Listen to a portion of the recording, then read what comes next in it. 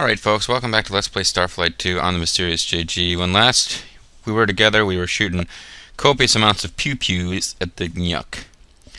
And we need to figure out how many more times we can do this before I need to go sell some stuff. Because there's going to come a point where we don't have enough fuel to reach a planet. And I do need to get out of being right in the middle of the Canuck and go into combat and be ready to attack. Though they're not shooting at me yet. I didn't really time it specifically, but is this finally it?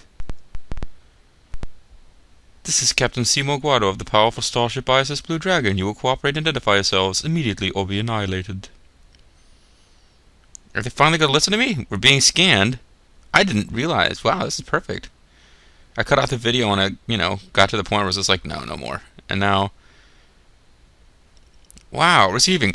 We acknowledge your hail, ISS Blue Dragon. You have demonstrated survivability of your species. Now you must surrender. I am Dominant Group Master Zerfall, doing the voice of any bad guy of the Canuck.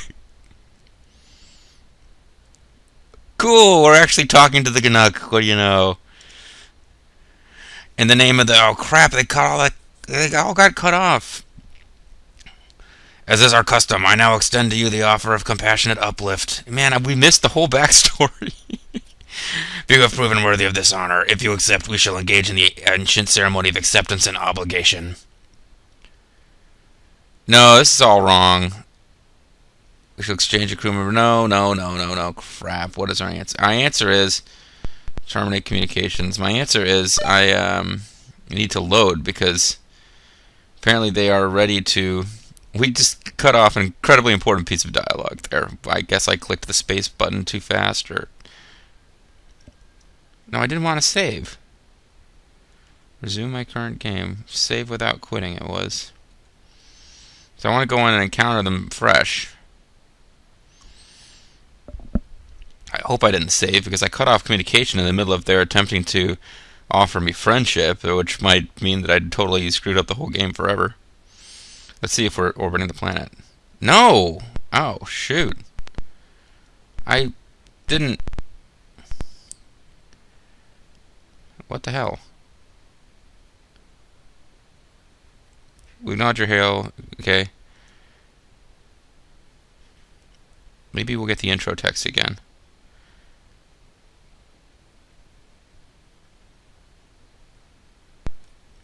Did I just screw up the chance to get a crew member of theirs? To a Canuck, strength is paramount. We are hostile at all times, even to each other, of course. With each other, it is primarily a polite formality. But breach of this etiquette is most serious and can result in a quick demise. What the hell, game? Oh no, I pressed save game and quit. I meant to do resume without save. Quit without saving. Oh crap, I did save. We may have just blown our chance to have a Canuck crew member forever.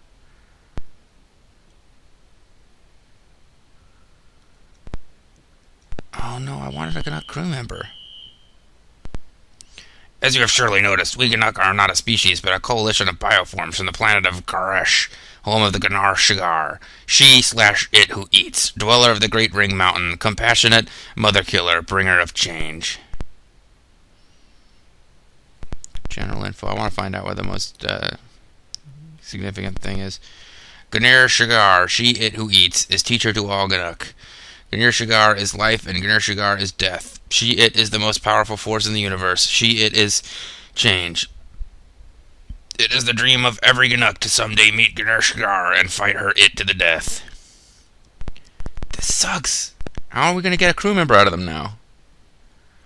There exists a small creature which may be of interest to you if you have never encountered it. It is like a small, wart-covered, round-bodied blue slug. As a byproduct of its metabolism, this slug exudes an extremely powerful gas which acts as an intoxicant on most carbon-based life forms. Be wary, for having one on board a vessel can seriously jeopardize a ship's efficiency. Gas slugs. I remember them from a previous playthrough. We may have previously mentioned that we possess an interest in Endorium. If you should discover any planets that harbor ancient ruins, we would be very interested. The only ones we know of presently are 2 planets in the system at 21645. Unfortunately, this system is habited by Humna Humna, who take exception to our taking even a little Endurium. Perhaps if you have the opportunity, you might bring us some. Oh, how are we going to get a crew member out of them? If you're interested in finding ruins of the ancient Legic race, we know of some on a life-bearing planet and a dense constellation of blue and green stars called the Topaz Cluster.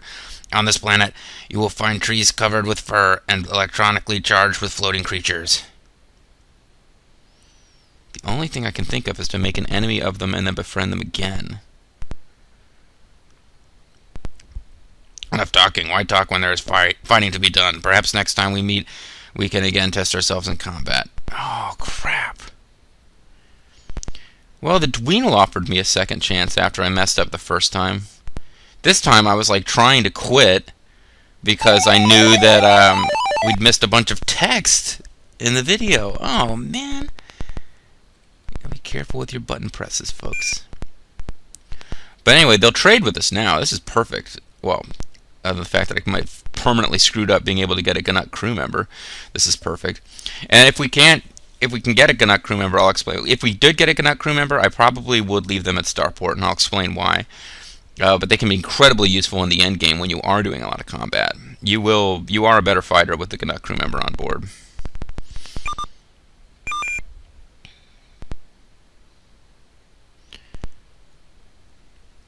Okay, so thing about the Canuck Planet.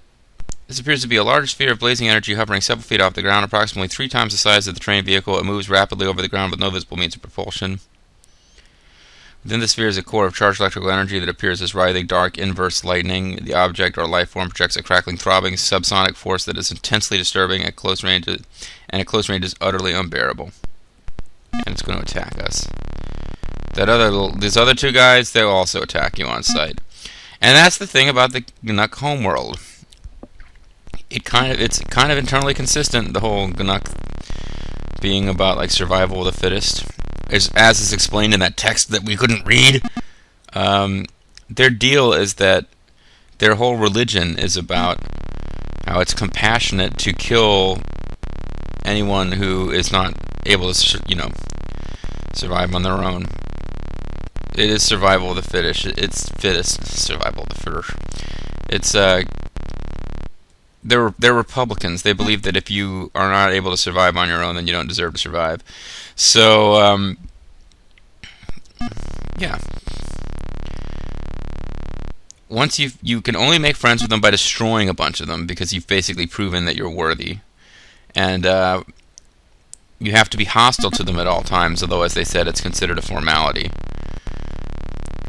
Between Canucks and Garage, which, if we could have read that freaking text they explain, we have become Garage because we are non-Canuck. We're not part of their collective species that make up the Canuck, but we've proven we can survive. We are Canuck, children of Garnin Shagar, mother hunter and compassionate killer. In coming here, you have proven your survivability, and that is no small thing. Welcome. They don't trade or barter, but they do pay top dollar for Endurium, which we got by destroying their ships. 1130, take it or leave it. Agreed.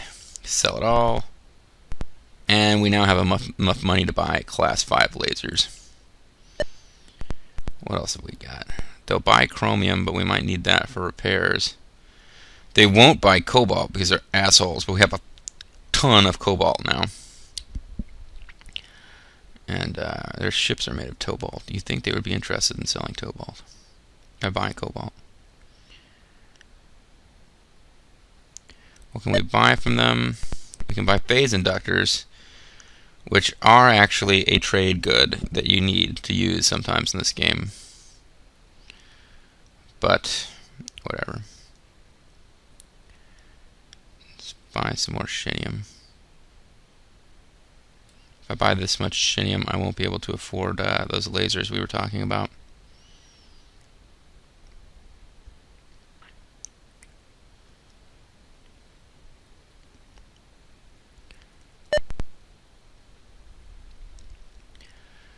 I really hope we get another chance to buy, or to get a Canuck crew member on board. Now, when you get crew members from other species, memory serves, you can get a crew member. You can trade crew members with the Dweedle and the Canuck, and that's it. You can't get a Humna Humna. You can't get an Arla, because of course the Arla would periodically transform into a Nerg and start killing everyone on your ship. And you can't get a Tandaloo, Eshvi, or Eshvara, and the only other spacefaring species that we've come across are the Umanyu, and we're not going to get one of them. So you can get a Canuck or a Dweedle, and the big thing with them is that they come on board with whoever you trade away. They give you somebody who's meant to replace them. So like if you trade away your Doctor, who's the one I'd most likely trade away? Because Dr.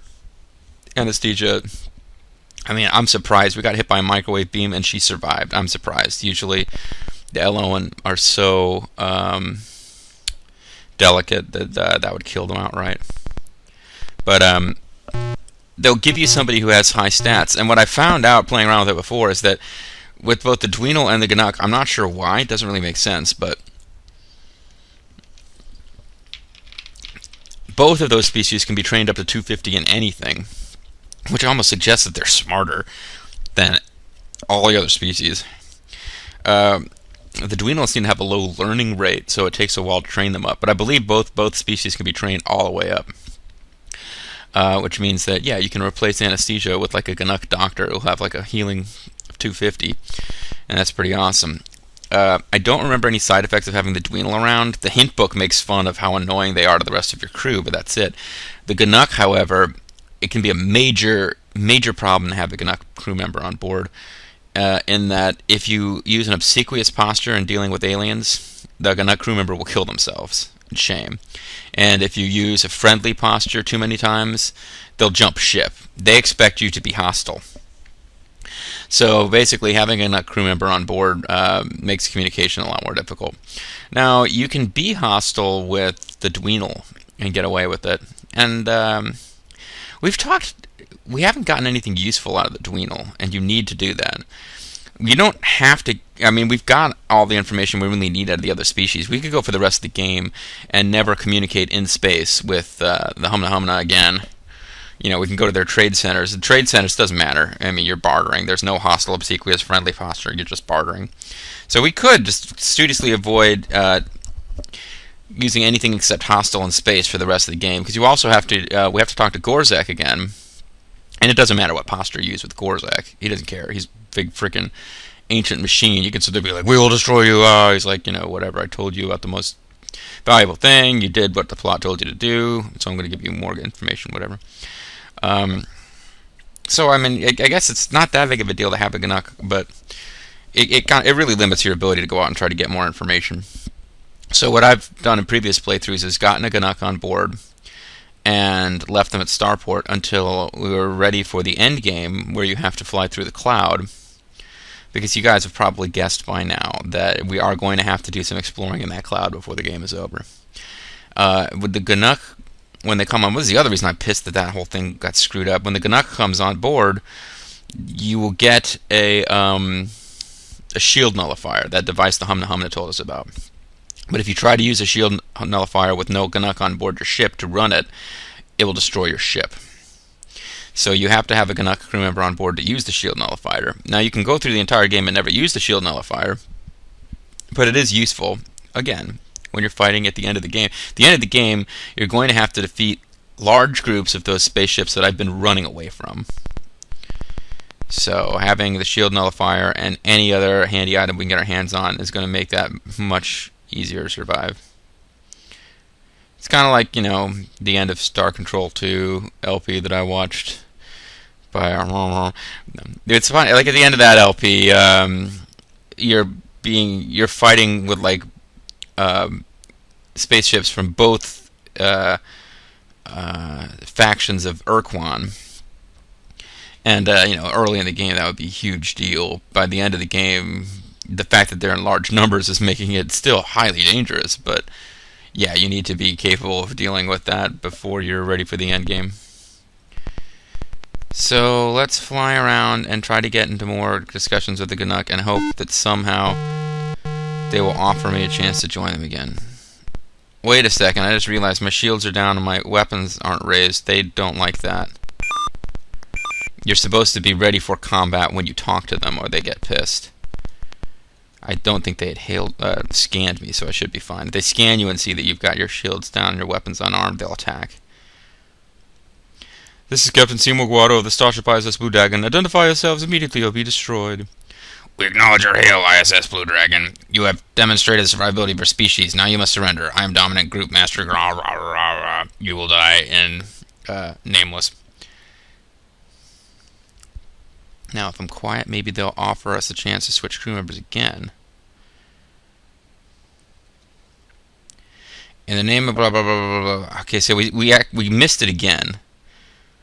As is our custom, I now extend to you the offer of compassionate uplift. Few have proven worthy of this honor. If you accept, we shall engage in the ancient ceremony of acceptance and obligation. You shall exchange a crew member. We shall exchange a crew member, and you shall become a Canuck, servant of the Garage Cigar, and purveyor of her fearing-full love. Think well before accepting. Being a Canuck is no light responsibility. What is your answer? Yes. Who do we want to give up? Seymour Guado, Anastasia, Duke Togo, Ruby Malone, Fleabix, Nobunaga. Those are our choices. Now, Seymour and Nobunaga are going to be a problem at the end of the game. Because if you've already seen, when you go into the cloud, they start freaking out. The idea of trading away Ruby Malone for a fierce warrior is kind of ridiculous. We're not really gaining anything. Fuck you, Nook. Fleabix, good. I would either give away one of the humans with the knowledge that there's something going on with the humans in the cloud, and they don't seem to be reliable, and maybe it would be a good idea to get rid of one of them. Traditionally, I always get rid of my doctor, because your doctor is going to get killed anyway in this game if they get attacked by an animal. So get rid of any of them, man. It's not like I'm going around doing the voices. I haven't been going around going with Fleabix. And Duke Togo, of course, I'm not doing the voices. Just dot, dot, dot. My original plan was to get rid of Anastasia. I guess I'll stick with that. I mean, she is getting ready at any moment. She's going to betray us to, turn all of us into components for Lady X. We might as well get rid of her before she can do that. New crew member Arng reporting.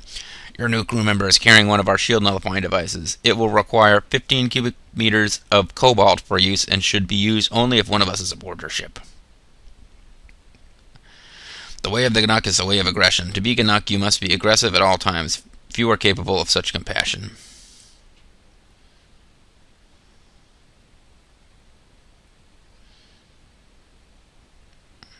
This is why most species are not capable of becoming Canuck. In fact, yeah, see, this is why I keep having trouble. It scrolled way too fast. I was afraid to hit any buttons. Now it's like I'm hitting buttons, it's not doing anything. Did I click off of my game window without realizing it? Or no species not from Garage has yet been successful. Trying to get them to tell me about the most valuable thing. Just recently, we had the good fortune to purchase a wonderful there you go, artifact from the Spemen Ganache. This we keep at our place of communion, south of the great central lake on Garage, at 2 North 107 West.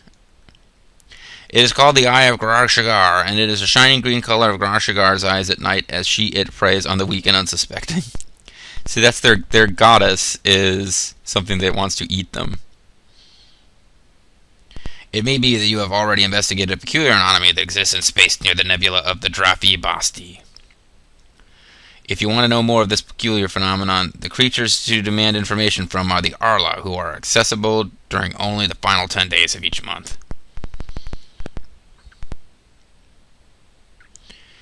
Garage Cigar, it who eats, is teacher to all Canuck. Garage Cigar is life, and Garage Cigar is death. It is the most powerful force in the universe. It is change. It is the dream of every Canuck to someday meet Garage Cigar and fight it to the death. There exists a small creature which may be of interest to you. Okay, we already got this one. Let's find out about the Canuck themselves. I don't think this will be useful, but it'll be interesting. Now that you are Canuck, you must learn the ways of Canuck. Do not deviate, or you will feel the sharp fangs of Garage Cigar, the wise one. Canuck are never obsequious and are rarely friendly. Never demonstrate weakness. Canucks survive always. Also, a final warning. It will take you a long time to correctly use the shield and offline device. Do not attempt to use it without one of us on board.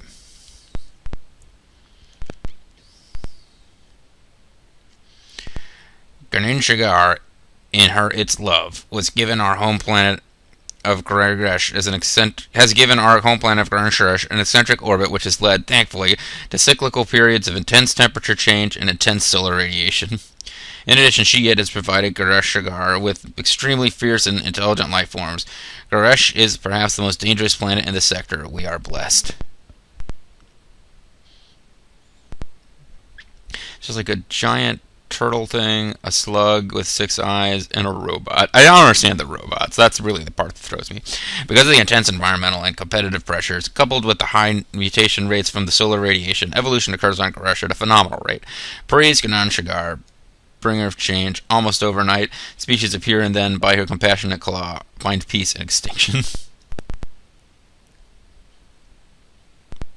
Canuck Cigar has taught us its lessons well. Change is all important. Evolution is paramount. Survival is primary. The weak must die. Death is life. I hear the call of Canuck Cigar and go. Well, they gave us the coordinates we were looking for.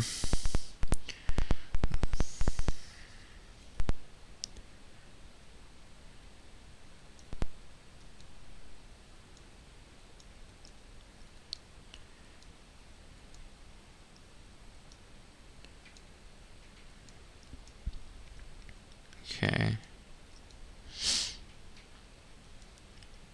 2 north, 107 west.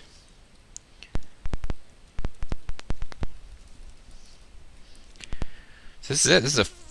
This is be a pretty major piece of plot progress actually to end the Antediluvian Civil War. 2 north, 97 west. I was just looking at it. I think it was 2 north, 97 west. I'm not positive.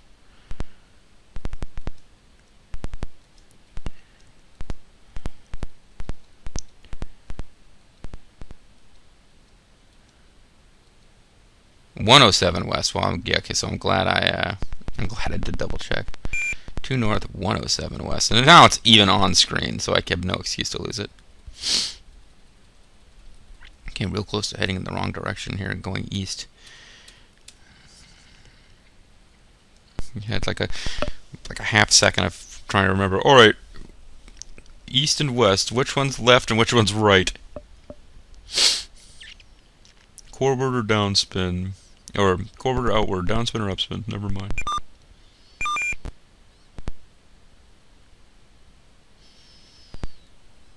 Alright.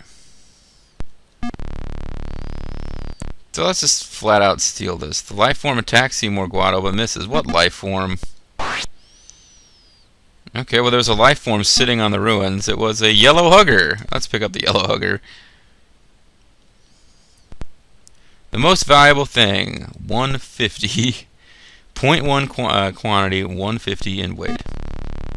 You are in a windstorm. Seymour Guado is injured. Hold, I have a request. Please heal me. So, we got somebody who can heal him. Dr. Arng. I'm starting treatment on Seymour Guado. Now, in the hint book, the Canuck crew member they pick up is female, and they kind of make it... It's kind of cute. They play up the idea that the person who narrates the story of the hint book, who is the Thrin communication officer, ends up falling in love with the Canuck doctor, and they run off together at the end. But yeah,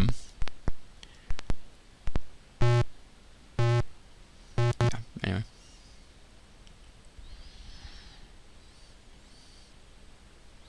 It doesn't really comment on how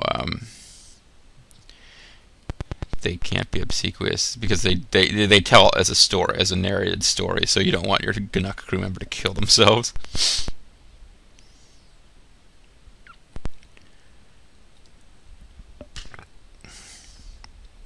So we can certainly go and talk to the Canuck more later for more information, but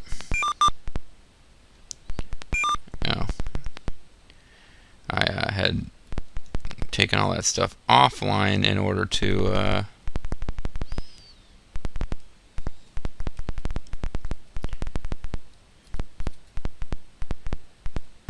to land. I sometimes forget that when you land, it automatically shuts that stuff off. So let's get to 3573. What is this? Is that a flux? No, it's just some stars. 3573. Man, we're burning through fuel, though. I'm going to try not to encounter the Canuck because I just don't feel like putting the shields up and the weapons on. Although eventually we'll have to come down here and just exhaust all the conversation possibilities with them. And I also think after we get a good look at what our Canuck crew member looks like in the training screen, which would be kind of fun, I will probably leave. I've decided Dr. Arg is female, even though it talks like this. All Canuck talk like this.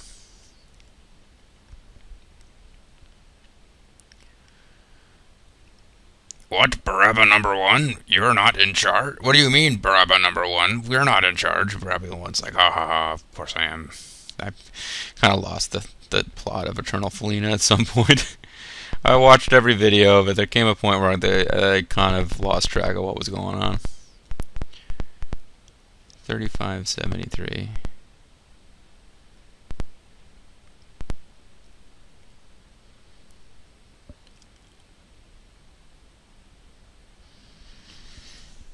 Yeah, but we'll probably leave our Canuck behind so that if we feel like chatting with the Arla or the Humna Humna in space, we can. Or maybe I'll leave them with us and we just won't talk to those people anymore, because we've got all the information we're going to get out of them, I think. All that's left really are to talk to the Dweenal. But we do need to convince the Dweenal that we like them. So maybe after we're done dealing with the Dweenal, we'll start carrying the Dr. Arg around with us at all times.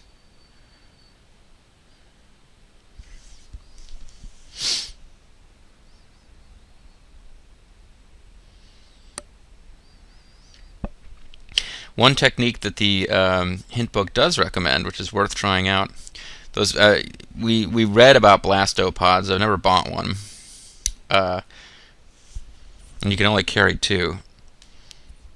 They recommend near the end of the game when fighting the Umanyu that you use the shield nullifier followed immediately by a blastopod to like bake an entire fleet of them at one time. It's pretty awesome. Oh, we need to buy armor too. Well, if we buy laser cannons and armor, we'll have a fully tooled up ship, but I'll have not a lot of cash. So we'll probably, what we might want to do is either do that and then do one more live-long trade route, or do a live-long trade route first so that I can use the money that I would have used to buy the laser cannons to buy plenty of Tantaluvian Happy Juice and live-long and stuff. That might actually be the wisest course. Buy big fat loads of Tantaluvian Happy Juice first. So we got rid of all our Endurium, so I think we're safe to land here without getting in trouble.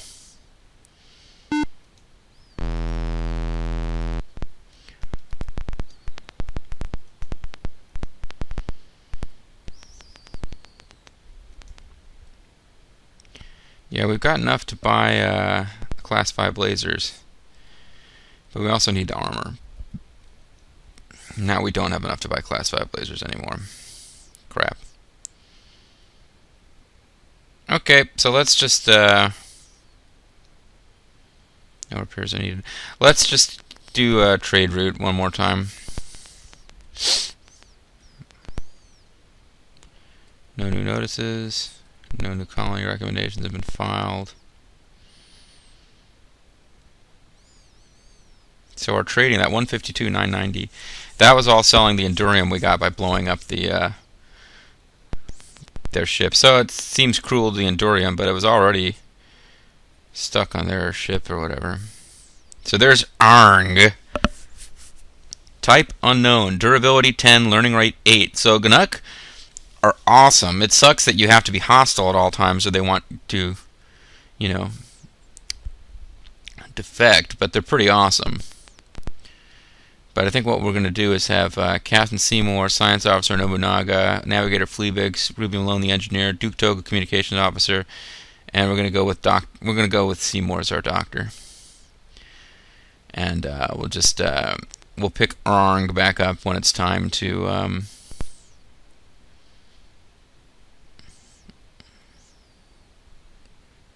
What? The trade depot won't even buy... Oh, this is bullshit. The trade depot won't buy,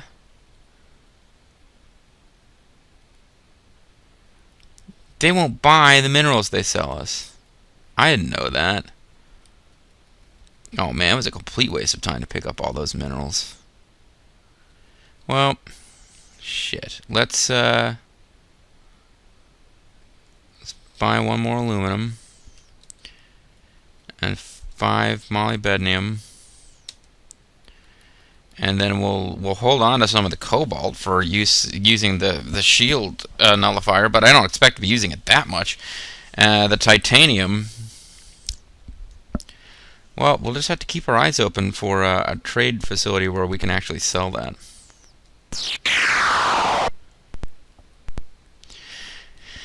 Yeah, we're ready to launch for our next exciting video, folks, but our cargo bay is mostly full.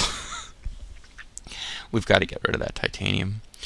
I think we need to go... I would just really hope that the Tandaloo are willing to sell it or to buy it from us. At any rate, it's time to end the video. When we come back, we have the most valuable thing. So I think we need to go talk to Gorzek. And we may or may not need to encounter the Tandaloo in space and give it to them directly that way. But well, I'm not sure exactly what is going to happen when we give the most valuable thing back, but it should certainly kick something loose in the plot. And then he'll probably give us lots of clues. We already know that there's a ship, a derelict ship, that the Spemen and Arla both mentioned to us, which was I guess a Legic ship or possibly a Lowar ship. We need to go check that out, although I'm sure the Spemen have taken away all the technology that was on it. I'm sure there will be clues there. We've been given coordinates in various places to look up, like planets where there are ruins. I can't think of a specific facility we've been told about. Like, we haven't had someone come up and tell us there was an institute on Acteron which has the key to the whole game. But I think we're getting to the point now. Once we talk to Gorzek, we'll probably get to the point where we'll really start having firm things to chase after and start figuring out what's going on. What do we actually know at this point? Maybe we'll recap that before we go talk to Gorzek. But in the meantime, this has been the Mysterious JG. I want to thank you guys for watching, and I'll see you next time when we start kicking the plot loose. Bye bye.